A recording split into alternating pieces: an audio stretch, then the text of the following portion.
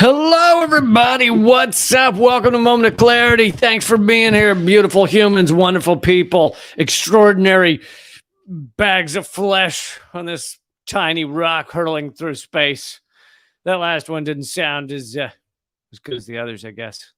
But thanks for joining me. Thanks for being here. Please take a second to hit subscribe and share this and all this stuff. We have I have amazing and important news stories to talk to you about today. I am not actually sure at the moment whether Hermela Aregawi is going to join us. She was slated to, but perhaps the time zones got confused or something else. Sometimes this shit happens with live television.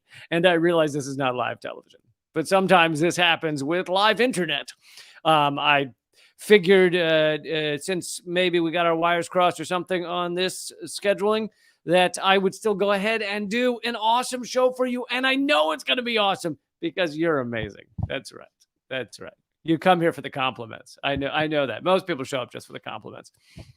But if it turns out that Hermela does not, in fact, make it, I will have her back on soon, and we will dig into the Ethiopian crisis, Ethiopian war games that the U.S. is backing over there. It's basically a cut and paste military-industrial complex situation where we, try and create regime change by watching a lot of people get killed in Ethiopia, and there's some Eritrea factors in there as well. But either way, I will start off with some other stories. Ukraine, Biden, and more. And I also want to say that for those of you who are maybe new to my stuff, I do the first 15 minutes on all of my platforms, YouTube, Facebook, everything.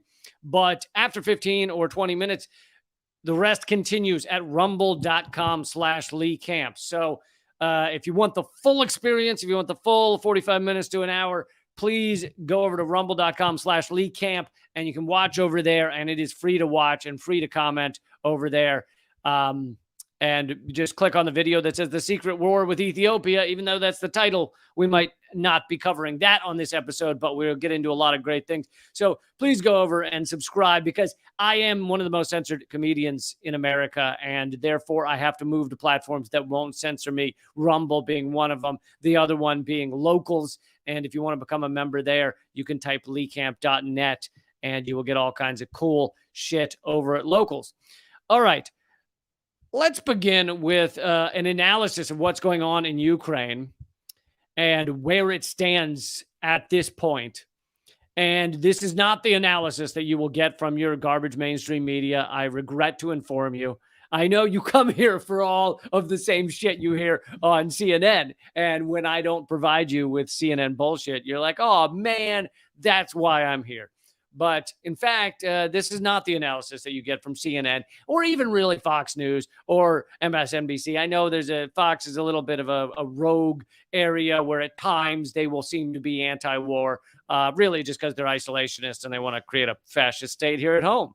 They don't want to export our fascism as much, perhaps, as some of the other networks. But anyway, this is an analysis on Ukraine. It's printed at popularresistance.org. Popular Resistance is a wonderful outlet. They do amazing shit. And you may ask, for this analysis of Ukraine, Lee, why do you trust this? Why? And you should ask this about anything. But why do you trust this analysis of Ukraine when there are so many other people giving analyses and things like that, and so many of them are wrong, and your mainstream media is giving bullshit analysis? In fact, our administration, the U.S. government administration, has admitted that they are telling you false news. They have admitted that their intel is less than accurate, and they present the stories as if they're accurate. So surprisingly, in a change, they actually admitted that for once. So that was a refreshing moment.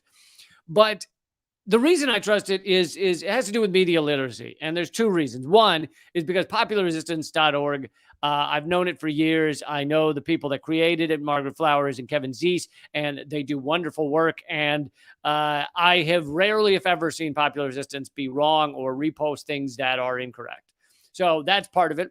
And then the secondary thing is they're reposting something coming from a a blogger, a commentator who goes by Moon of Alabama.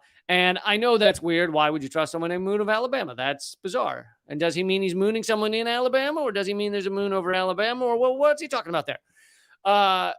The reason I trust it is, again, because I've been reading his stuff for years, and it has always proven not just accurate, but able to predict future events, future truths that later become clear.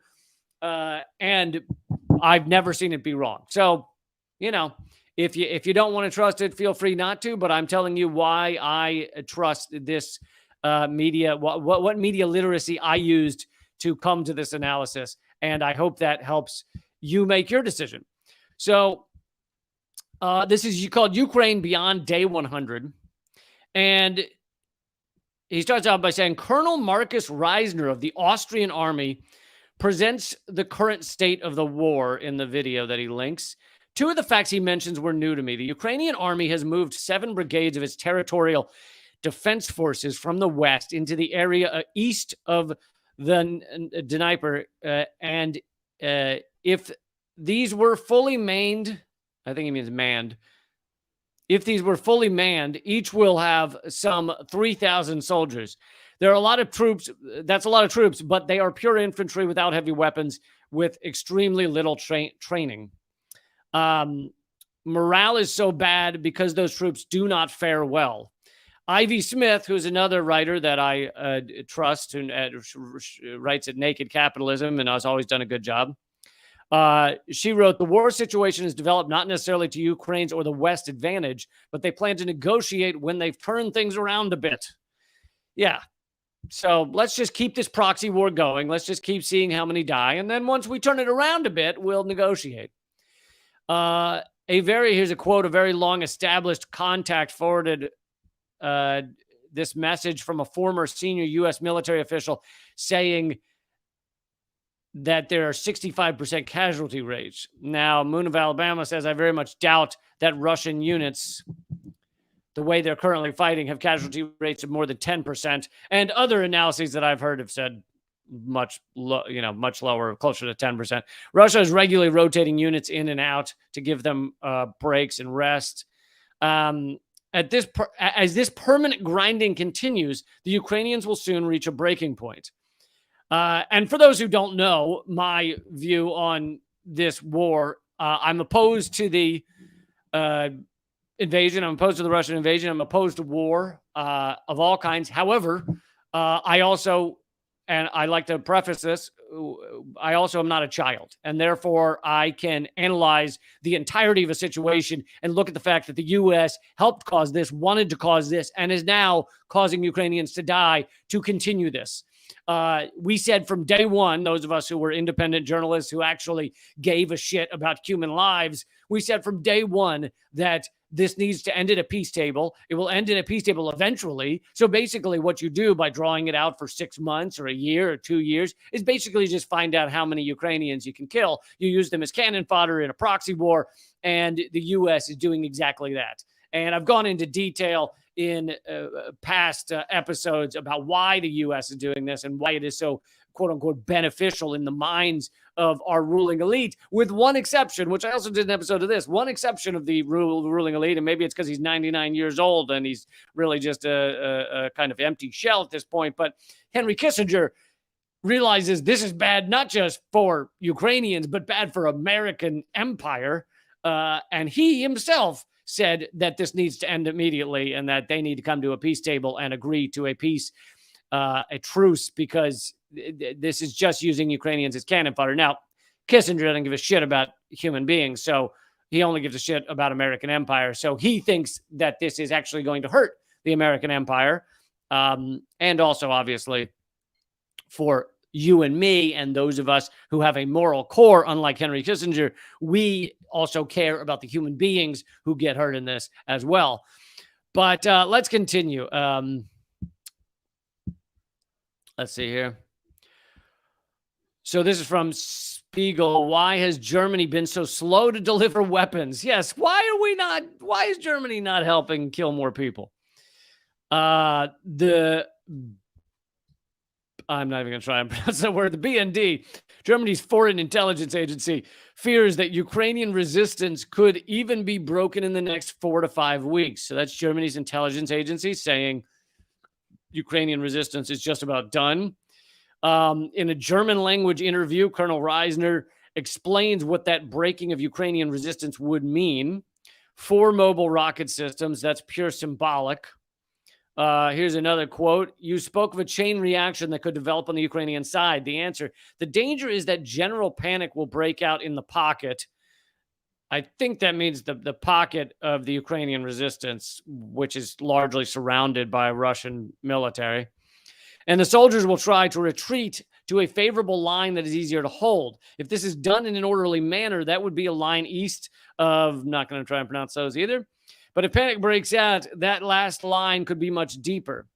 That moment would allow for a Russian deep operation in which a second echelon of fresh Russian troops would break deep in the rear of the Ukrainian army on the west side of the Dnieper.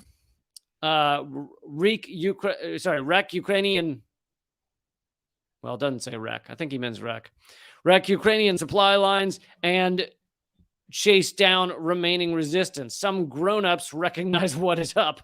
So yeah, again, I said, if you're not children, you can actually analyze what's going on there. If you want to be CNN, MSNBC, Fox News, and you want to behave like fucking infants, then it's a lot tougher to see what's going on there, isn't it?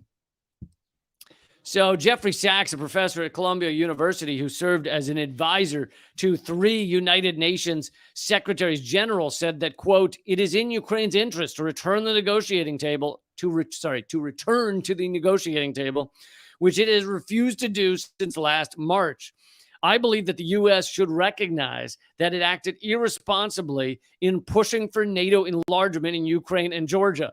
This is a fucking professor at Columbia University who's an advisor to the UN secretaries general is like, hey, the U.S. created this by expanding NATO, and maybe Ukraine, if it doesn't want to watch all of its citizens die, should fucking go to the table rather than doing this U.S. proxy war where no Americans die. We just watch Ukrainians die. Okay, so this is actually from The Hill, and The Hill, you guys probably know a little about The Hill. The Hill largely is a kind of mainstream, standard. It's like I'd put it in the realm of MSNBC, not that much different from them, except for they have Rising, which at times can have other viewpoints. And, Crystal Ball used to do Rising, and she obviously has done a pretty good job. And now she's not there anymore. So it has its moments, but for the most part, Hill is pretty standard mainstream outlet.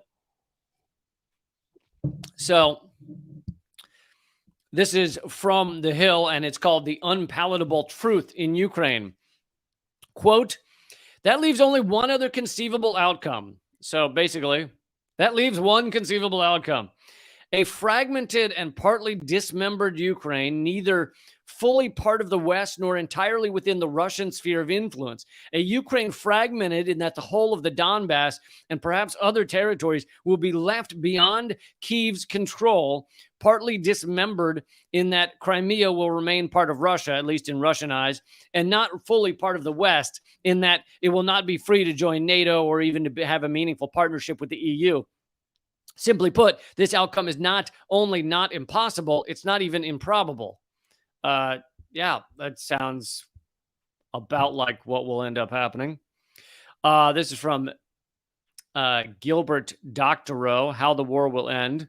Quote, to be specific, from the very beginning, the number one issue for Moscow as it entered upon its military adventure in Ukraine was geopolitical, to ensure that Ukraine will never again be used as a platform to threaten Russian state security, that Ukraine will never become a NATO member.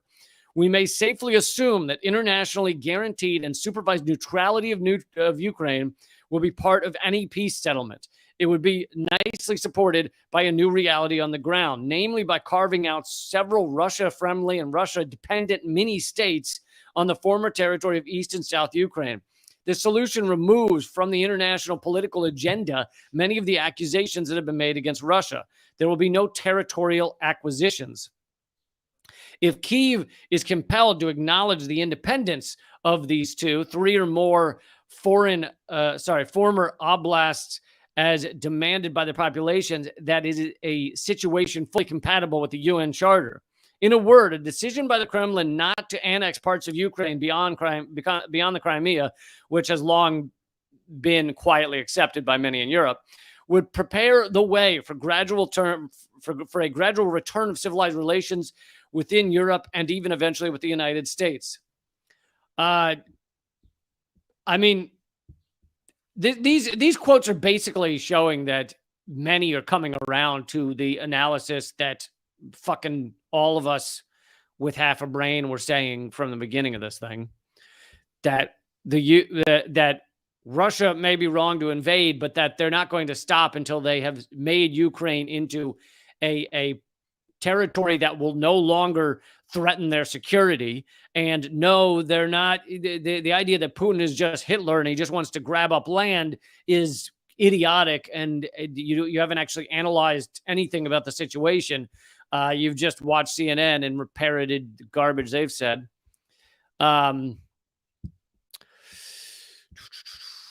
Here's from Disarming Ukraine. Looking at this. Actually, that's about a map that I don't have, so that won't make any sense. So I'll just conclude. This is from Moon of Alabama at the end here. Russia can now afford to go slow with this project. Time is on its side. Oil and gas prices are up. For Russia, the war is monetarily neutral to profitable. The West is already disunited. As the result of its sanctions on Russia, its economies will slip into stagflation with social unrest just around the corner. Over time, the urge for lifting the self-defeating sanctions will only increase the West's acceptance of Russia's solution to its NATO problem. And that's exactly also what Kissinger said, is that, or believed. And again, the reason I think it's important to quote Kissinger here is because he is a maniac, a fucking stooge of empire. I mean, although in many ways he used to be one of the ones steering the ship of empire. He created the petrodollar. He came up with that idea that guaranteed U.S. empire, at least for a while.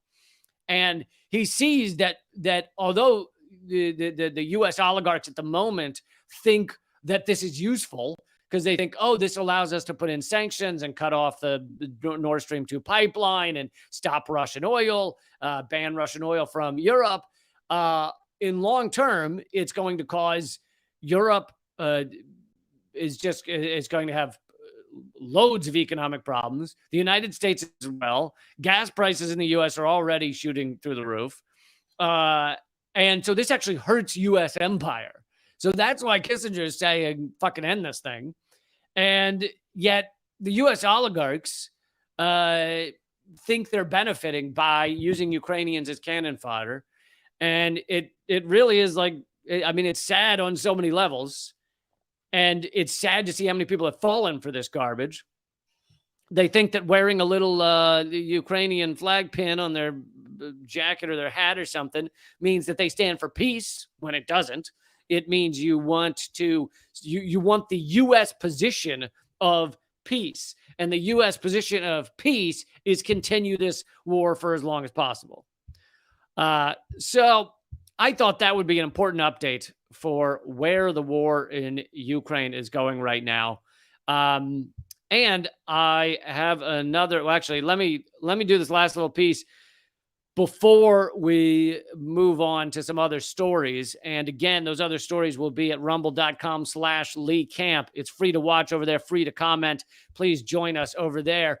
But this actually furthers what I was just saying, in that even Joe Biden, hold on, mystery juice. Gotta take a sip of the mystery juice. Joe Biden actually is agreeing because he was pressed. And I know that this headline I'm about to show you is from the New York Post. New York Post is one of the worst outlets that has ever fucking existed. I mean, honestly, if you need something to really wipe your ass, but get like deep in there really get like a up to the knuckle, then you should use the New York Post. But that being said, they were one of the only ones reporting this comment by Joe Biden, and they have the quote in there. So it is a quote from Joe Biden. He was pressed in an unrelated press conference to about whether the end of the war in Ukraine would involve Ukraine ceding territory. Basically, will they come to the peace table and end this thing? And Biden says Ukraine might have to give Russia land in negotiated settlement, which is basically what, again, all of us with half a brain have been saying from the beginning of this thing. The U.S. helped create this war. We wanted a proxy war. We've got our proxy war. But how does it end? It only ends with Ukraine and Russia sitting down and basically Ukraine ending up being a neutral state where the Donbass region, which many of them consider themselves Russian, not Ukrainian, is somewhat independent, enough so that you don't have 15,000 have died in Donbass since 2014, since the Maidan coup, the U.S.-backed Maidan coup powered by Nazis. You know how they have those commercials where they're like powered by Intel or powered by whatever chip is inside the computer. Well, the Maidan coup was powered by Nazis. We have Nazi 2.0 power. And we knew this is how it was going to end. And now Biden's just saying this is how it's going to end. So Biden's admitting it. And I don't want to give the New York Post any more time than that, but I did go read his quote, and he is basically pestered into, how do you see this ending? Could it end in a peace? Blah, blah, blah. And finally, he admits, yeah, this could end with a negotiated settlement, which is what everyone said. So when those of us who are speaking out and being censored online for doing it, we're saying, listen, fucking don't fight war. Don't try and fight the Russian military, which is far stronger than Ukraine. Get to a table and come to an agreement where the U.S. is no longer funding and arming Nazis at your border, and settle this thing so that people don't die. We were mocked and we were censored, but here we are. Exactly what we said. Okay, so I'm about to finish this live stream at rumble.com/Lee Camp. So please, for all of you who are on, and I can see a lot of you are there, all of you are on YouTube, on Facebook, please head over to rumble.com/Lee Camp, because I am one of the most censored comedians in America. And that's why I can't trust YouTube. Yes, some of you are watching on YouTube. Some of you are watching on Facebook.